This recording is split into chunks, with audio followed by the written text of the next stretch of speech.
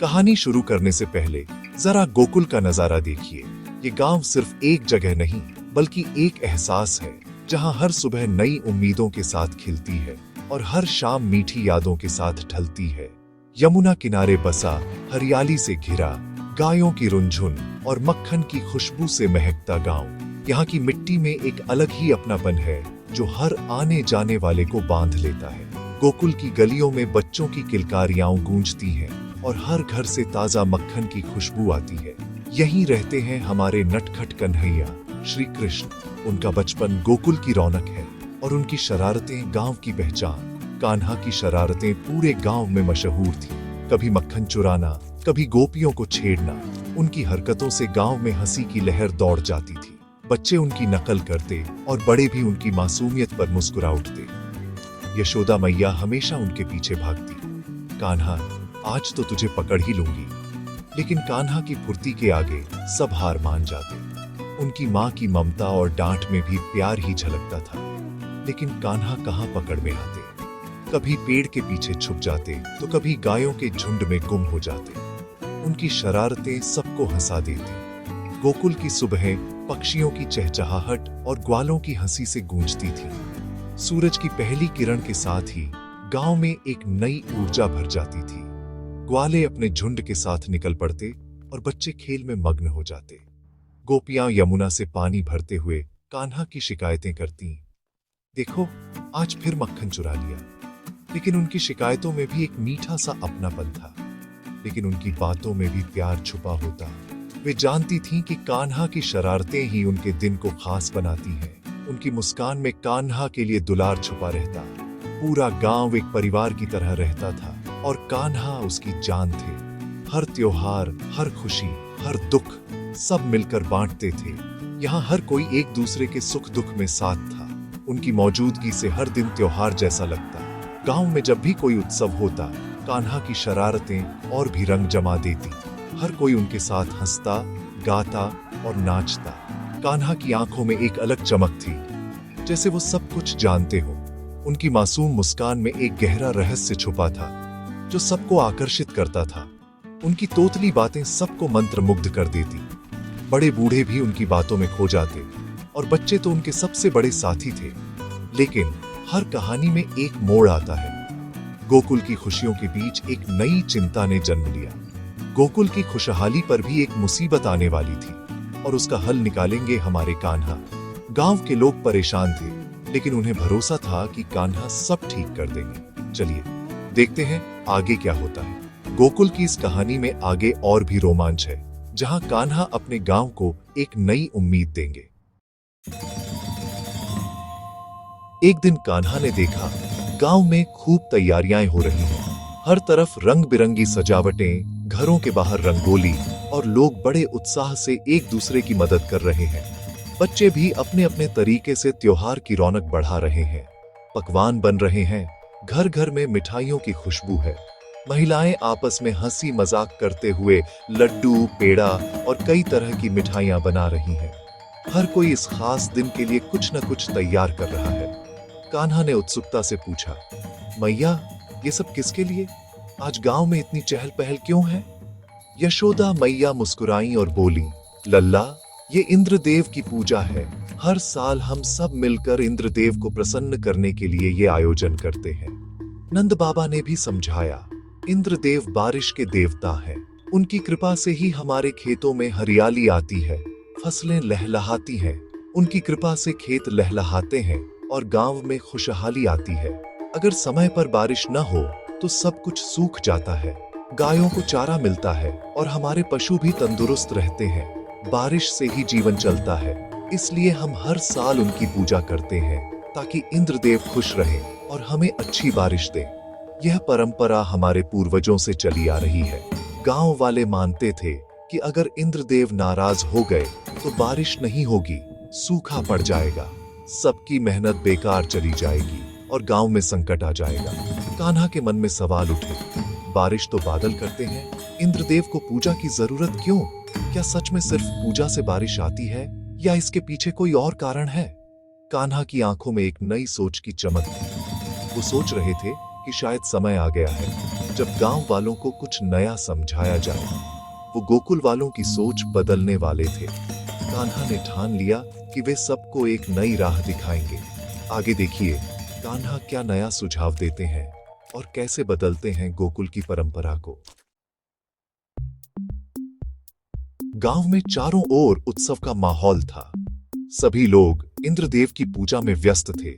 रंग बिरंगे वस्त्र पहने, ढोल नगाड़ों की आवाज के साथ वे इंद्र को प्रसन्न करने के लिए तरह तरह के पकवान और फूल चढ़ा रहे थे। हर कोई यही मानता था कि बारिश और खुशहाली के लिए इंद्रदेव की कृपा सबसे जरूरी है। तभी कान्हा, जो हमेशा कुछ नया सोचते थे, अचानक बोले, बाबा, हमें इंद्र की जगह गोवर्धन पर्वत की पूजा करनी चाहिए। नंद बाबा और गांव वाले चौंक गए। कान्हा, ये क्या कह रहे हो? इंद्र की पूजा तो हमारे पूर्वज भी करते आए हैं। कान्हा ने मुस्कुराते हुए समझाया, देखिए बाबा, गोवर्धन हमें चारा, फल, लकड़ी देता है। हमारी गायें यहीं चरती हैं, खेतों को पानी और मिट्टी यहीं से मिलती है। असली मदद तो यही करता है जिससे हमारा जीवन चलता है। कान्हा की बातों में गहरी सच्चाई और तर्क था। गांव वाले सोच में पड़ गए। सच में गोवर्धन ही तो उनकी जिंदगी का आधार है। बिना गोवर्धन के न तो दूध मिलता, न अनाज, न ही लकड़ी या फल। कान्हा ने आगे कहा, आइए हम पकवान गोवर्धन को चढ़ाएं, उसकी परिक्रमा करें और उसकी महिमा का उत्सव मनाएं। कान्हा की बातों का जादू चल गया। गांव वालों ने मिलकर तय किया कि इस बार वे इंद्र की जगह गोवर्धन पर्वत की पूजा करेंगे और पूरे गांव में एक नई उमंग और उत्साह फैल गया। लेकिन गांव वाले यह नहीं जानते थे कि दूर आसमान में कोई बहुत नाराज हो रहा है और उनकी यह नई परंपरा एक बड़ी परीक्षा की शुरुआत थी। गोवर्धन पूजा का फैसला होते ही गांव में उत्सव सा माहौल बन गया।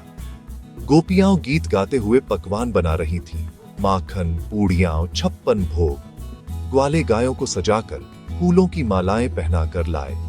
गायें भी जैसे खुश थीं। सब लोग पूजा की सामग्री लेकर गोवर्धन की तलहटी में इकट्ठा हुए।